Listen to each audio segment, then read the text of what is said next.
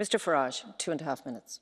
Thank you. As Mr Moscovici said at the start of this, the leak of all these papers and lists of people with offshore holdings has come about because of the Society of Investigative Journalists. But what's not been said this morning, and I think is relevant, is that the funding of these investigations came from one George Soros. Now, I say this at a time, I'm going to come back to so what, and it may have some personal interest for you as well.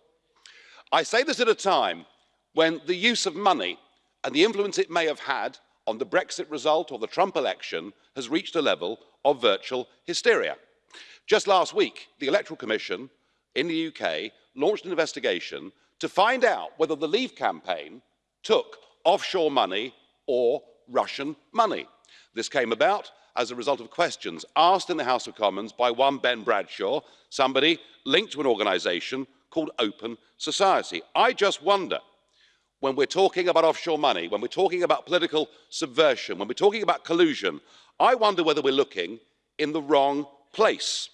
And I say that because George Soros recently gave Open Society, his organisation, which of course campaigns for free movement of peoples and supports supranational structures like the European Union, he recently gave it $18 billion.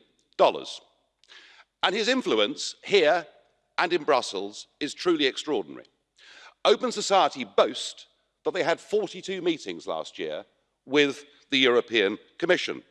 They've even published a book of reliable friends in the European Parliament, and there are 226 names on that list, including yours, sir. I thought you'd find this interesting. We even had last week Mr Verhofstadt lobbying on behalf of Mr Soros at the Conference of Presidents in a battle that is going on with Viktor Orban, the Prime Minister of Hungary. If we're going to have a debate and we're going to talk about full political and financial transparency, well, let's do it. So I should be writing today to all 226 of you, asking some pretty fair questions. Have you ever received funds, directly or indirectly, from Open Society? How many of their events have you attended? Could you please give us a list of the meetings of all the representatives, including George Soros yourself? And I think this Parliament should now set up a special committee to look into all of this. And I say that because I fear we could be looking at the biggest level of international political collusion in history. Mr Farage, there's a question from Madam Regner. Will you accept? Yes. Please put the question. 30 seconds. Dankeschön. Thank you. You are diverting from the subject. We are discussing the subject of the Paradise Papers here. Are you in favour of the fact that in the British Virgin Islands and other tax havens there are tax structures that remain permissible? Yes or no?